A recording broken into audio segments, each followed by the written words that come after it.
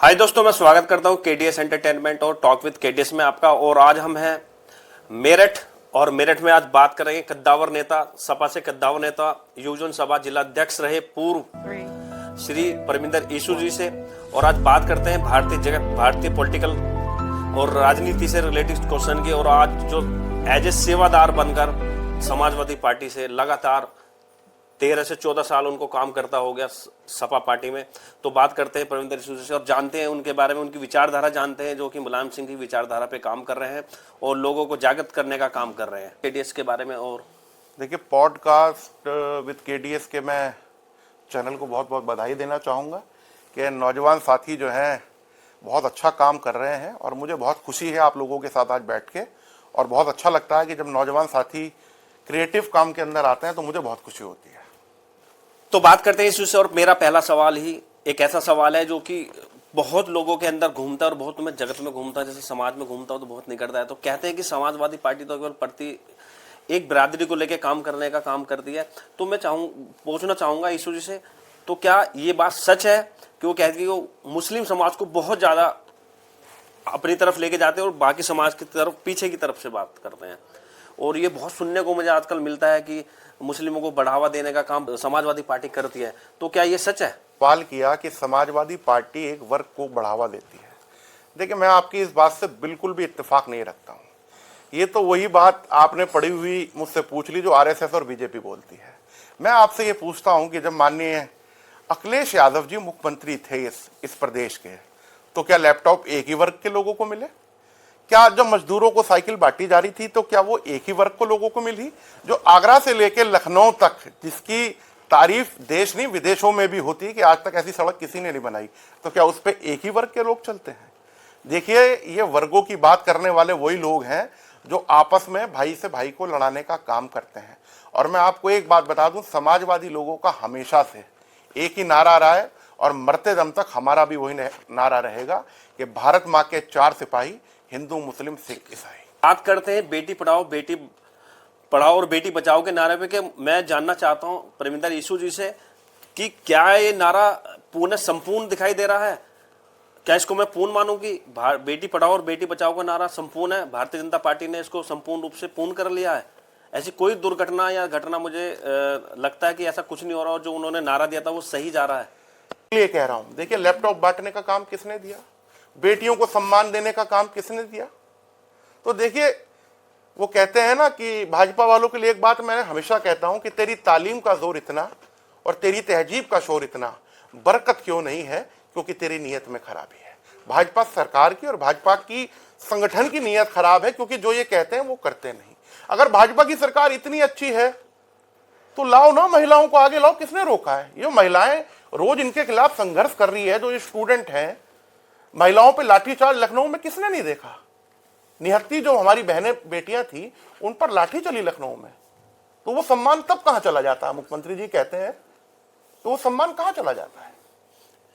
भारतीय पहलवानों को दिल्ली में घसीटने का काम करा, जिन्होंने भारतीय जगत को गोल्ड मेडल लाने का काम दिया, बिल्कुल, उन पर भी लाठी चलाने का काम सेंट्रल गवर्नमेंट ऑफ इंडिया ने मैं करा। आपसे कह रहा हूं ना, भाजपा की और आरएसएस की जो मानसिकता है, आप उस डीएनए में जाइए, उस मानसिकता में जाइए जो महिलाओं के हमेशा से खिलाफ रही है। तो क्या परमिंदर ईसू जी ये कहना चाह रहे हैं कि भारतीय और जनता पार्टी जो है वो महिलाओं को ऊपर आने का काम नहीं कर रही है? कहां आ रही है बताइए, चलिए मुझे एक एग्जांपल दे दीजिए आप। बहुत सारी सांसद ऐसी हैं जो भारतीय जनता पार्टी की हैं, और अच्छा, एक हमारी फ्रेंच मिनिस्टर की बात करें, वो भी आज भारतीय नारी है। और जो अच्छा, कितना काम करने का मौका मिलता है सिर्फ बजट पेश करने के अलावा? आप मुझे बता दिए भाजपा उन्हें कितना स्पेस देती है। मोदी जी के अलावा रक्षा मंत्री भी वही हैं, विदेश मंत्री भी वही हैं। मोदी जी के अलावा आज कोई काम किसी मिनिस्टर को नहीं है। सिर्फ और सिर्फ एक ही मिनिस्टर है जिनका नाम मैं लेना चाहूंगा, वो है सिर्फ Nitin Gadkari, most performing minister in this NDA. Okay, तो परमिंदर ईसू जी का कहना है कि भारतीय जनता पार्टी में महिलाओं को सम्मान नहीं है। बिल्कुल नहीं है, और भारतीय जनता पार्टी महिलाओं के विरोधी सरकार है। देखिए, इनकी मानसिकता शुरू से ऐसी रही है। तो भारतीय जनता पार्टी महिलाओं को बढ़ने का काम नहीं दे जाता, उनको सम्मान मैं आपसे कह रहा हूं, नहीं करती भारतीय जनता पार्टी, ये परमिंदर ईसू जी का कहना है। तो मेरा नहीं, आप देखो ना कि सरकार में कितना स्पेस किसको दिया जा रहा है। भाई आप, अखिलेश जी ने पीडीए का नारा दिया, आज कितनी यंग महिलाएं जो हैं आज समाजवादी पार्टी की तरफ से सांसद बन के आज वो पार्लियामेंट के हैं। इकरा हसन आपके पास एग्जाम्पल है जी, और कितनी महिला जो है सांसद इस बार बन के गई हैं। तो देखिए बातों से नहीं होता। रुचि वीरा जी हैं मुरादाबाद से, आपको उनको उनकी हिस्सेदारी देनी पड़ती है।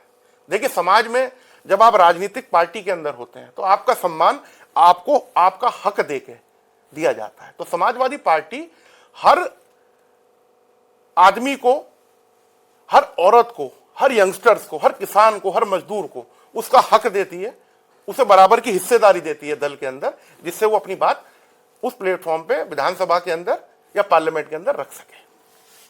कहूंगा क्योंकि दिल्ली विधानसभा चुनाव चल रहे हैं और विधानसभा में एक बहुत बड़ा सवाल निकल के आया है।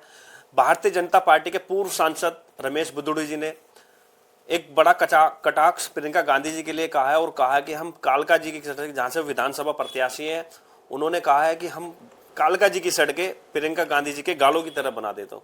तो मैं जानना चाहूंगा इस बारे में ईशू जी क्या कहते हैं। देखिए अभी आपने मुझसे रमेश बिदुड़ी जी के बारे में पूछा, ये वही माननीय सांसद हैं जिन्होंने किन शब्दों का प्रयोग सामने वाले सांसद के लिए किया था वो आपको भी पता है और मुझे भी पता है।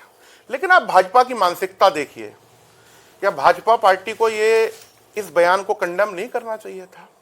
मैंने आपसे फिर कहा कि भाजपा की जो मानसिकता है वो महिलाओं के बड़ा खिलाफ है।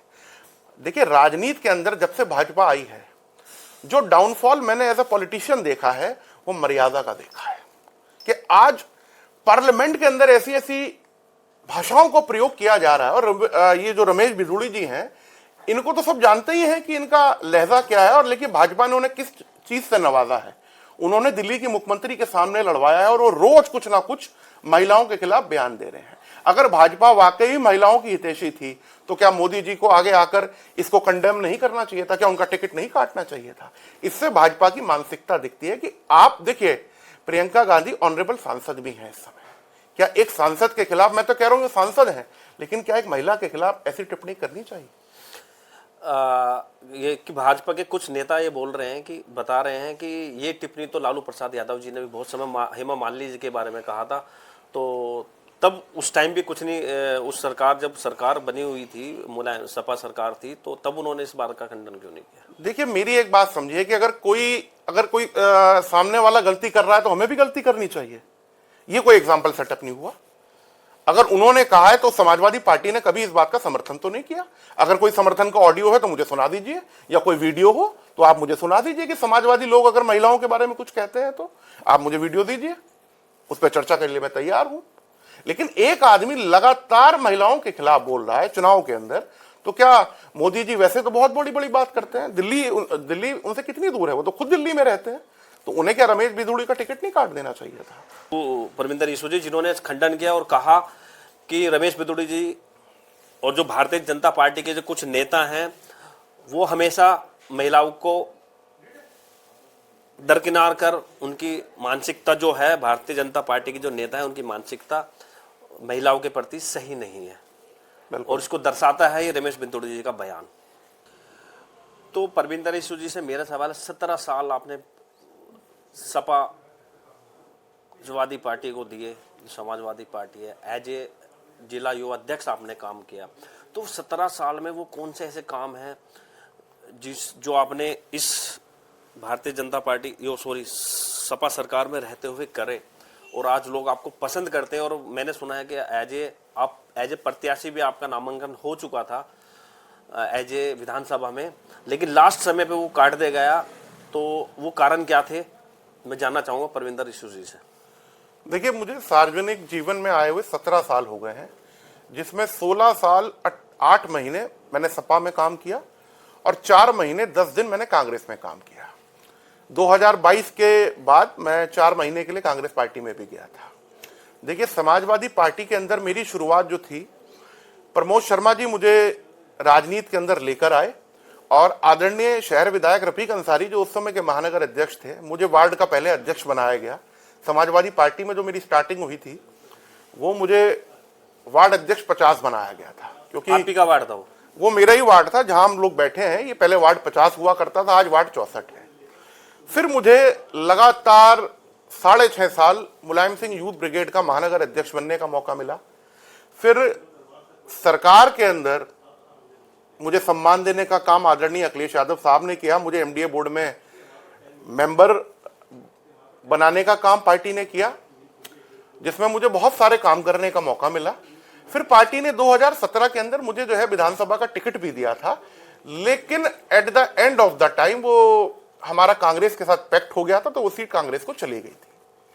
और उसके बाद से लगातार मैं पार्टी का कार्यकर्ता बनकर काम कर रहा हूं। और आपने पूछा कि राजनीति के अंदर सबसे यादगार पल आदमी के क्या होते हैं। देखिए, जब आदमी राजनीति के अंदर आता है तो वो चाहता है कि मैं अपने क्षेत्र में काम भी करूं।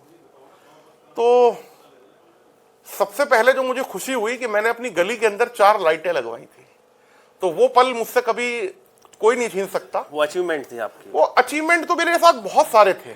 मतलब मुझे एमडीए में एज एमडीए मेंबर रहते हुए मुझे बहुत सारे काम करने का मौका मिला। लेकिन आपने कहा कि राजनीति में कोई ऐसे पल होते हैं जिसे आदमी भूलता नहीं। तो जब मैंने ये अपने क्षेत्र की सड़कें बनवाई, क्योंकि मैं दिखाना चाहता था कि अगर मैं सत्ता में हूं तो सत्ता जो है सिर्फ एक गनर साथ लेके घूमने के लिए सत्ता नहीं है, या ये नहीं कि सिर्फ आप एक सत्ता के आदमी हो तो एक आप घूम रहे हो। नहीं, सत्ता होती है काम करने के लिए, लोगों का दिल जीतने के लिए। बिल्कुल। तो मैंने कम से कम 2.5 से 3 करोड़ रुपए अपने क्षेत्र में लगाए, और जहां भी मुझे काम करने का मौका मिला मैंने वहां सड़क बनवाने का, लाइट लगवाने का, जो भी मैं कर सकता था वो मैंने लोगों के लिए काम किया। और सबसे जो अच्छा अचीवमेंट था उस सरकार का, जब आईटी पार्क बन रहा था तो मैं उस एमओयू जो साइन होते हैं मैं उसके अंदर शामिल था। अखिलेश जी ने वेद व्यासपुरी के अंदर जमीन देने का काम किया था। आज जहां आईटी पार्क बनने जा रहा है, अब तक मेरे हिसाब से बन जाना चाहिए था, तो उसके लिए उसकी जमीन आदरणीय अखिलेश यादव जी ने दी थी समाजवादी सरकार ने। तो वो बहुत यादगार पल थे कि आप उस भाई हम जैसे नौजवानों को जो है सिस्टम के अंदर लाने का काम जो था वो अखिलेश यादव जी ने किया। रविंद्र ईसू जी से मेरा एक और सवाल, बड़ा अच्छा सवाल है कि क्या भारतीय सेना को देखते हुए अभी जो गवर्नमेंट ऑफ इंडिया ने अग्निवीर योजना का जो लाने का काम करा है, क्या वो सही है? देखिए, समाजवादी पार्टी शुरू पहले दिन से ही हमारा स्टैंड है कि हम अग्निवीर योजना के खिलाफ हैं। और माननीय अखिलेश यादव जी इस बात को 1000 बार पार्लियामेंट के अंदर बोल चुके हैं कि जिस दिन भी समाजवादी लोगों को मौका लगेगा या जिस दिन भी हम लोग ताकत में आएंगे, सबसे पहला काम अग्निवीर योजना को समाप्त करने का होगा। सेना का जवान जो शहीद होता है या जो बेचारा अपनी जिंदगी देता है सेना को, देश को, उसको सम्मान मिलना चाहिए, उसको पूरी नौकरी मिलनी चाहिए। समाजवादी लोग हमेशा से इस हक में रहे हैं। और आप इस बात को जानते हैं कि जब आदरणीय मुलायम सिंह यादव जी रक्षा मंत्री थे तो ये उन्हीं की सरकार थी या उन्हीं का दबदबा था कि चीन के अंदर 4 किलोमीटर तक हमारी सेना चली गई थी। और आज हमारी चीन के साथ जो सरहद है उसका क्या हाल है, चीन ने कितनी जमीन हमारी घेर रखी है। और नेताजी ने एक काम और बहुत अच्छा किया था, जब कोई सैनिक शहीद हो जाता था तो उसकी लाश घर तक नहीं जाया करती थी। ये कानून आदरणीय मुलायम सिंह यादव जी ने बनाया था कि उसको सह सम्मान जिले के अंदर उसका दाह संस्कार किया जाए। तो समाजवादी लोग हमेशा से सेना का सम्मान करने वाले लोग हैं। और समाजवादी लोगों ने हमेशा कहा है, आप हमेशा भाषण उठा के देख लीजिए पार्लियामेंट के अंदर, कि भारत के लिए सबसे बड़ा खतरा चीन है, और आज वो बात सिद्ध हो रही है। तो मैं बात करता हूं परमिंदर ईसू जी से कि एक आत्मघाती हमला परमिंदर ईसू जी पे उन्हीं के शहर, उन्हीं के घर के पास हुआ, तो उसको देखते हुए मैं बात करता हूं कि क्या वो हमला अराजक तत्व कुछ बाहर के लोगों से हुआ या कुछ राजनीति से जुड़े हुए आप ही के पार्टी के लोग थे जिन्होंने हमला करवाया था आपके ऊपर? देखिए, आपने मुझसे ये हमले के बारे में पूछा। ये हमला कोरोना की फर्स्ट वेव के बाद मेरे ऊपर ये हुआ था। कुछ लोग होते हैं जो आपके जब काम में बराबरी नहीं कर सकते तो आपसे ईर्ष्या रखनी चालू रखते हैं, और ईर्ष्या का कोई इलाज किसी के पास नहीं होता। तो वो हमला जो था वो ईर्ष्या का एक रूप था कि जो लोग मुझसे ईर्ष्या रखते थे। लेकिन तत्काल पुलिस ने उन्हें गिरफ्तार किया, 43 दिन वो लोग जेल में रहे, और आज कोर्ट के अंदर वो मुकदमा चल रहा है। और मुझे पूरा भरोसा है कि कोर्ट मेरे साथ न्याय करेगा। देश सरकार और योगी सरकार दोनों की सरकारों को अगर देखा जाए तो तीसरी बार योगी जी ने सीएम बनने का काम करा है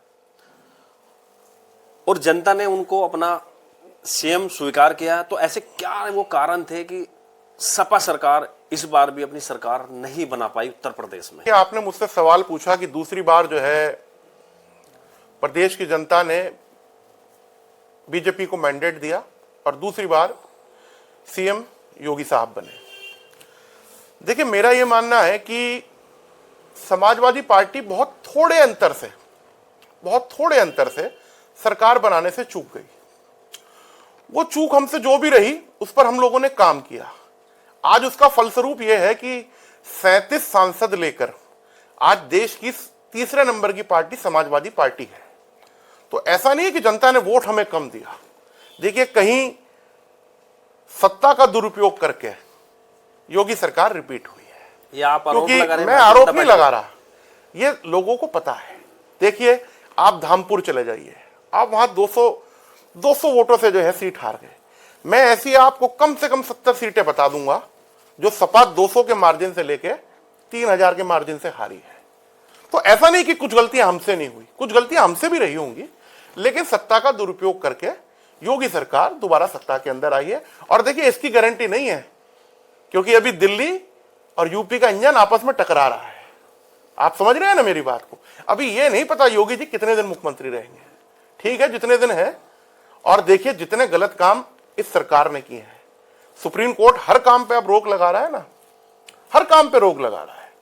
आपने बुलडोज करा दिए, आर्टिकल 21 का वायलेशन किया आपने, तो जब सरकार बदलेगी तो जांच तो होगी तब। ये सरकार जितने अनैतिक काम हो सकते हैं, क्योंकि काम कुछ करना नहीं, लोगों का सिर्फ ध्यान भटका रहे, इस वजह से अनैतिक काम करते हैं। भारतीय जनता पार्टी हिंदुत्व का मुखौटा पहनकर और हिंदुत्व और मुस्लिम को लड़ाने का काम करती है और चुनाव में जीतने का काम करती है। तो क्या ये विचारधारा ठीक है भारतीय जनता पार्टी की, या उस पे परमिंदर ईशू जी इन बातों में कितना विश्वास रखते हैं, या उनके खिलाफ है कि ऐसा नहीं है और वो अपने दम पर सरकार बनाती है और अपने कार्यों को देखते हुए सरकार बनाती है, जो उसने काम किए भारतीय जनता पार्टी ने और दूसरी बार सरकार में आने का काम करा और योगी जी को मुख्यमंत्री बनाने का काम करा? देखिए, आपने धर्म के ऊपर एक सवाल पूछा। भाजपा का शुरू से इतिहास यही रहा है कि जितना भाई से भाई को लड़ाया जाए उतना फायदा भारतीय जनता पार्टी को इससे होता है। और जितने भी चुनाव आज तक भारतीय जनता पार्टी ने जीते वो इसी के दम पर जीते। लेकिन आज सबसे बड़ा सवाल रोजगार का है। कितना नौजवान जो है बेरोजगार है? भारतीय मंत्रालय ने आंकड़े देने बंद कर दिए हैं। आज वेबसाइट पे आपको आंकड़े नहीं मिलते कि कितने लोग बेरोजगार हैं और कितने लोगों को रोजगार दिया गया। ये हिंदू और मुसलमान सिर्फ इसलिए कराया जाता है कि लोगों का ध्यान रोजगार पे ना जाए, उनके व्यापार पे ना जाए, उनकी शिक्षा पे ना जाए। मैं तो ये कहता हूं कि सबसे बड़ा मुद्दा कि जब मिलेगा रोटी कपड़ा और मकान, कि जब मिलेगा रोटी कपड़ा और मकान, तब जाके होगी मेरी भारत माता महान। आज नौजवान के लिए रोटी, रोजगार, घर, परिवार, ये बहुत बड़े मुद्दे हैं जिसमें समाजवादी पार्टी के लोग और समाजवादी लोग काम करना चाहते हैं। अरे भाई से भाई को लड़ाकर सत्ता ही तो मिल सकती है, लेकिन काम क्या हुआ? कोरोना काल लोगों ने देखा नहीं क्या? एक सिलेंडर के लिए लोगों को लाइन भाजपा ने क्या किया, आप बता दो मुझे। आज किसान डीएपी के लिए लाइन में नहीं लग रहा क्या? यूरिया के लिए लाइन में नहीं लग रहा क्या? गन्ने का दाम कितना बढ़ा दिया, कितना रोजगार दे दिया, कितने लैपटॉप बांट दिए, कितने मजदूरों को साइकिल बांट दी, कितनी बेटियों को वजीफे दे दिए, कितने बच्चों को कितनी मदद कर दी, बताइए। आज जो लखनऊ में बच्चे बैठे हैं आए दिन, कितने पेपर लीक हुए भाजपा की सरकार में, आप मुझे बता दो। आप समझिए साहब, एक गरीब का जो बच्चा है ना, जब पेपर की तैयारी करता है तो मैंने ऐसे बच्चे भी देखे हैं जिनके माँ बाप सोने के जेवर गिरवी रख देते हैं, और जब वो बेचारा 2 दिन पहले आता है पेपर देने के लिए, तैयारी करता है साल भर और पेपर देने के लिए आता है, और पेपर देने के बाद उसे पता लगता है कि साहब पेपर आउट हो गया, उसके माँ बाप पर क्या बीती होगी। और मेरा तो ये मानना है कि जिस सरकार का नोट नहीं चल पाया, जिन्होंने अपना नोट बनाया, उनका नोट नहीं चल पाया, तो उनकी नीतियां, उनकी सरकार क्या चलेगी? ये थोड़े दिन की बात है, जनता सब जानती है। और देखिए, अमृत पी के ना तो मोदी जी आए हैं ना योगी जी, सत्ता परिवर्तन होके रहेगा 2027 के अंदर। और मैं आपसे फिर बहुत मजबूती से कह रहा हूं कि अभी योगी जी कितने दिन मुख्यमंत्री हैं ये आपको और मुझे नहीं पता, क्योंकि दिल्ली और यूपी का इंजन आपस में बहुत टकरा रहा है। जनता पार्टी ने 2014 में बेरोजगारी को लेकर, काले धन को लेकर और हिंदुत्व के मुद्दे को लेकर सरकार बनाई थी। क्या यीशु जी को लगता है कि भारतीय जनता पार्टी अपने उस मुद्दे पे पूर्ण रूप से काम कर रही है, या काले धन को लेकर उन्होंने नोटबंदी का जो काम किया, या जीएसटी को लेके आई, और या किसान को उनकी दोगुनी आय देने का काम किया, और बेरोजगारी में 2 करोड़ हर साल रोजगार देने का काम जो भारतीय जनता पार्टी ने करा था, और आज अखबारों की हेडलाइन में लगता है कि बीजेपी सरकार 2 करोड़ लोगों को रोजगार देने का काम कर रही है, किसान की आय दोगुनी कर दी उसने, और जीएसटी लाने के साथ व्यवसायिक में देखा है तो बिजनेसमैन को उसका बेनिफिट मिलने का काम जो करा है। और नोटबंदी जो हुई थी, काला बाजारी जो नोटों की हो रही थी, और जो काला धन था उसको वापस लाने का काम बीजेपी सरकार ने कुछ हद तक कर लिया है। तो क्या ये सही मानते हैं यीशु जी? मैं जानना चाहूंगा यीशु जी से कि क्या ये सही है? सरकार जो भारतीय सरकार और भारतीय सरकार के जो आंकड़े हैं वो दर्शाते हैं अभी के पेपर और जो मीडिया है। अभी आपने बड़ा अच्छा सवाल किया और बहुत महत्वपूर्ण सवाल किया आज के परिप्रेक्ष्य में। पहले मैं आ जाता हूं काले धन पर।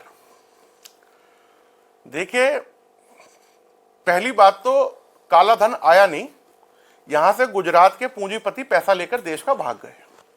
पहले तो ये जवाब मेरा आपको काले धन को लेकर है। दूसरा, आपने मुझ पे सवाल किया रोजगार का। देखिए, रोजगार के तो हाल ये है, मोदी सरकार की जो तो प्रमुख योजनाएं रही इन सालों के अंदर, एक रही पकौड़ा योजना और दूसरी रही भगोड़ा योजना। ये तो मैंने आपके रोजगार के क्वेश्चन का सवाल। तीसरा, आपने मुझसे पूछा जीएसटी के ऊपर।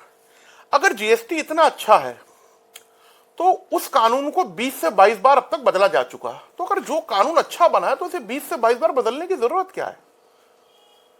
यही वो मोदी सरकार है जो 2 करोड़ रोजगार की बात करती थी। अगर 2 करोड़ रोजगार मिल गए हैं तो ये नौजवान कौन है जो सड़कों पर बैठकर विरोध प्रदर्शन कर रहे हैं? ये कहां के लोग हैं?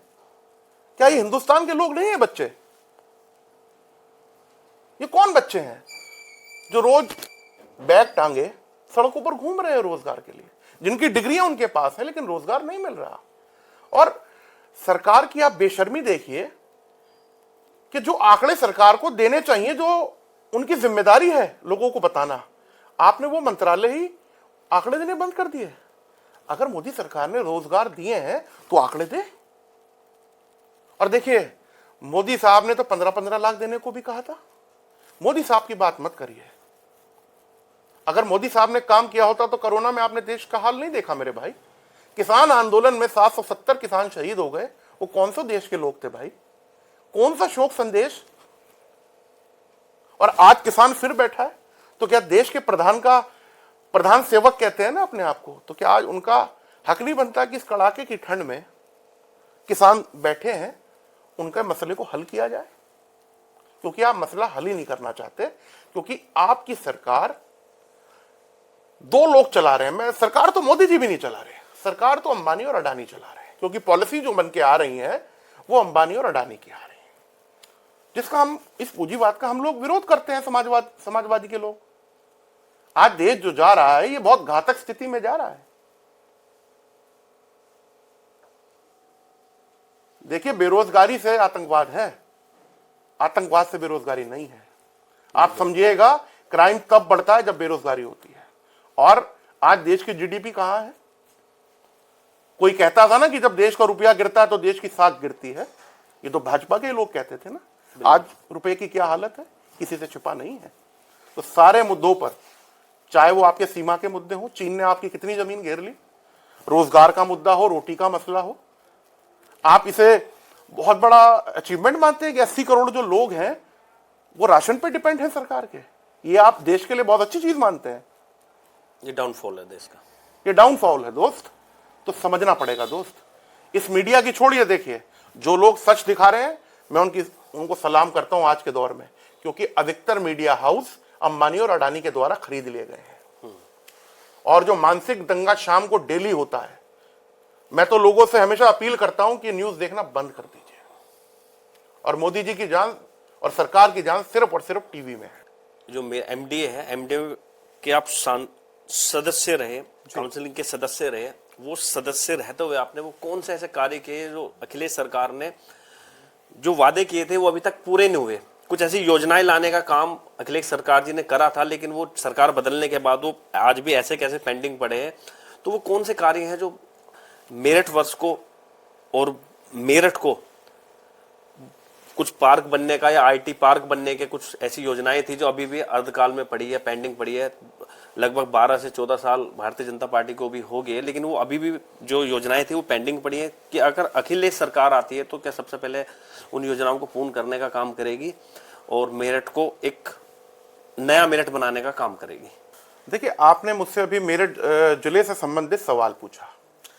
देखिए, अगर मैं मेरठ जिले की बात करूं तो भाजपा को मेरठ जिले ने बहुत कुछ दिया है और आज भी दे रखा है।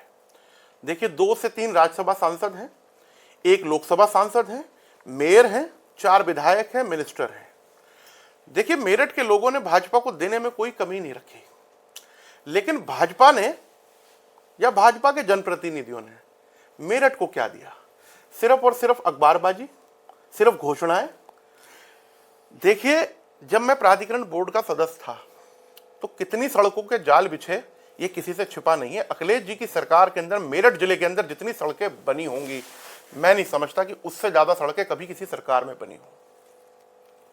ये लोग गवाह हैं। चाहे आपकी मेरठ से करनाल रोड हो, बताइए कौन सा ऐसा कलेक्ट्रेट है जिसे 4 लेन नहीं किया गया? कितने पेड़ लगाए गए, कितने पार्कों का सौंदर्यीकरण किया गया? आज भाजपा की सरकार को लोगों ने इतना बड़ा मैंडेट मेरठ जिले के अंदर दे रखा है। हम तो ये कह रहे हैं, जो अखिलेश जी काम छोड़ के गए थे मल्टी लेवल पार्किंग का, वो आज तक बन गई क्या? दूसरा टर्म है भाजपा सरकार का, बन गई क्या? अभी उसकी ईंट भी नहीं रखी गई, अभी तो जगह ही चिन्हित नहीं हो रखी। हम लोगों ने जगह चिन्हित कर दी थी, लेकिन कुछ लोग कोर्ट चले गए थे, नहीं तो वो भी बन जाती। आज अखिलेश जी ने आपको आईटी पार्क के लिए मात्र 2 दिन के अंदर जमीन अलॉट कर दी थी। वो किसे अलॉट की गई थी? देखिए, राजनीति के अंदर आपको ऐसा लीडर चाहिए जिसकी सोच जो हो फ्यूचरिस्टिक हो। ठीक है, उनकी सोच क्या है कि जब वो आईटी पार्क वहां खुलता तो आसपास रोजगार के साधन भी बढ़ते। तो आपने सवाल मुझसे मेरठ जिले के विषय में पूछा। देखिए, मेरठ जिले के बारे में मैं इतना कह सकता हूं कि मेरठ जिले के लोगों ने भारतीय जनता पार्टी को मैंडेट दिया। देखिए, यहीं से 2-3 राज्यसभा सांसद हैं, यहीं से लोकसभा सांसद है, यहीं से बीजेपी का मेयर है, यहीं से 4 विधायक हैं और उनका मिनिस्टर है। लेकिन मैं ये पूछता हूं कि जो काम सपा सरकार उस समय छोड़ के गई थी, जैसे मल्टी लेवल पार्किंग का प्रस्ताव था, फुट ओवर ब्रिजेस के प्रस्ताव थे, आईटी पार्क का काम था। देखिए, आईटी पार्क के लिए मैं अखिलेश जी की बहुत तारीफ करना चाहूंगा कि एक फ्यूचरिस्टिक लीडर होता कैसे है। क्योंकि भाषण दे देने से आपका शहर का इंफ्रास्ट्रक्चर नहीं बढ़ता। जब आप इंफ्रास्ट्रक्चर को बढ़ावा दोगे तो आपके शहर के अंदर रोजगार के माध्यम बढ़ते हैं। अगर वो आईटी पार्क आज भी सही तरीके से सुचारू रूप से चल जाए तो 7 जिलों के बच्चे कम से कम उससे लाभ ले पाएंगे। क्योंकि जो बच्चे नोएडा और दिल्ली नौकरी करने जानते हैं, उन्हें मेरठ अपने आसपास के जैसे बागपत, बड़ौत, रुड़की, मुजफ्फरनगर, खतौली, हापुड़, उन बच्चों को यहाँ रोजगार मिल जाएगा।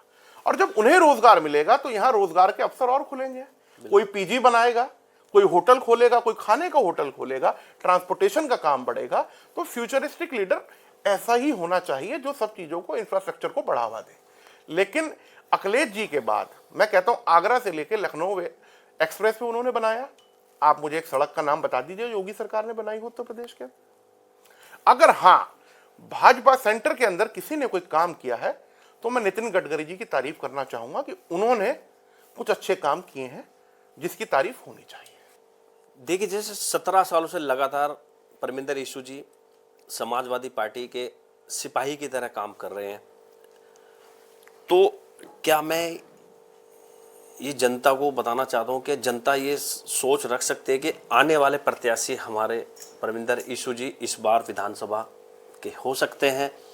तो मैं जानना चाहता हूँ परमिंदर ईशू जी से कि जनता ये मान के चले कि भावी प्रत्याशी इस बार हमारे विधानसभा से सपा से परमिंदर ईशू जी हो सकते हैं क्या? जिस तरह से वो कार्य कर रहे थे, अपनी सेवा और जनता के बीच सेवा कर रहे हैं लगातार 17 सालों से, वो युवजन सभा जिलाध्यक्ष के रूप में करी हो या कोई पद ना रहते हुए भी उन्होंने एज ए सेवा कंटिन्यू कर रहे हैं अपनी एज ए सेवादार। तो मैं बात करता हूँ परमिंदर ईशू जी से और पूछते हैं क्या वो इस बार विधानसभा के प्रत्याशी के प्रबल दावेदार हैं? देखिए, आपने सवाल किया कि मैं दावेदार हो सकता हूं या नहीं हो सकता हूं। देखिए, ये बात तो भी गर्व में है और ये डिसीजन राष्ट्रीय अध्यक्ष जी लेते हैं। इसके बारे में मैं बहुत ज़्यादा नहीं सोचता हूं। कुछ चीज़ें जो है हमें नीली छतरी वाले पर छोड़ देनी चाहिए, वो जो करेगा अच्छा करेगा। और देखिए, समाज के अंदर काम कर रहे हैं, मान सम्मान मिल रहा है। विधायक होना ना होना ये जनता के हाथ में है और टिकट देना या ना देना ये पार्टी के हाथ में है। तो मैं कभी बहुत ज़्यादा इन चीज़ों के बारे में नहीं सोचता हूँ। अभी राष्ट्रीय अध्यक्ष जी ने 2 दिन पहले ये कहा, अखिलेश जी ने, कि काम के आधार पर आपको टिकट मिलेगा। और देखिए, कुछ चीज़ें जो होती हैं पार्टी की अपनी एक नीति होती है।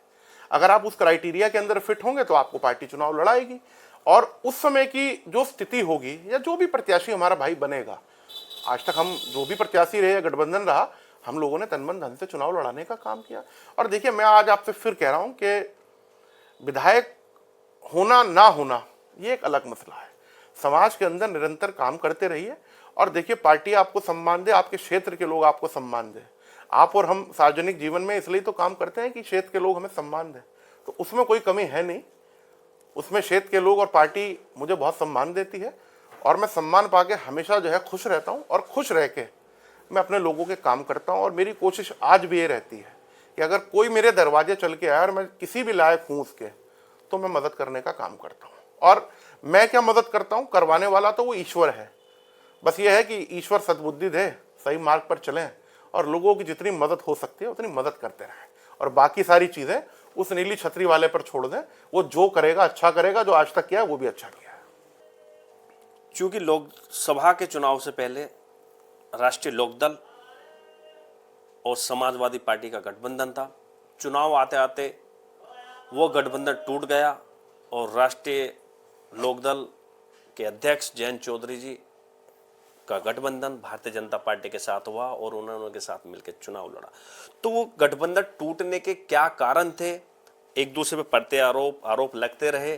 तो परमिंदर ईशू जी से बात करेंगे कि ऐसा क्या कारण रहे कि राष्ट्रीय लोकदल सपा को छोड़कर भारतीय जनता पार्टी का दामन थाम लिया। देखिए, आपने मुझसे सवाल किया कि समाजवादी पार्टी और राष्ट्रीय लोकदल का जो गठबंधन टूटा। देखिए, गठबंधन जो टूटा, ये राष्ट्रीय नेता तय करते हैं कि कौन सी पार्टी के साथ गठबंधन में रहना है और किसके साथ नहीं रहना। लेकिन मैं इतना कह सकता हूं एक कार्यकर्ता के रूप में कि समाजवादी पार्टी और आदरणीय अखिलेश यादव जी ने राष्ट्रीय लोकदल के राष्ट्रीय अध्यक्ष श्री जयंत चौधरी जी को सम्मान देने में कोई कमी नहीं करी। आप सोचिए, राष्ट्रीय लोकदल के 9 विधायक थे और 28 विधायक आपको राज्यसभा बनने के लिए चाहिए होते हैं। आपको राज्यसभा दी और जहां से आपने टिकटों की मांग करी वहां से आपको टिकट भी दी है। मैं इतना ही कहना चाहूंगा। देखिए, मैं इतने बड़े कद का आदमी नहीं हूं कि किसी के ऊपर टिप्पणी करूं, लेकिन मैं एक बात जयंत चौधरी जी से कहना चाहूंगा आपके चैनल के माध्यम से। जो भी भाजपा के साथ गए हैं, चाहे वो अकाली दल हो, शिवसेना हो, शरद पवार हो और ऐसे कई लोग, आज वो पार्टी के लोग किस हालत में और भाजपा और अमित शाह ने उनकी क्या हालत कर दी है।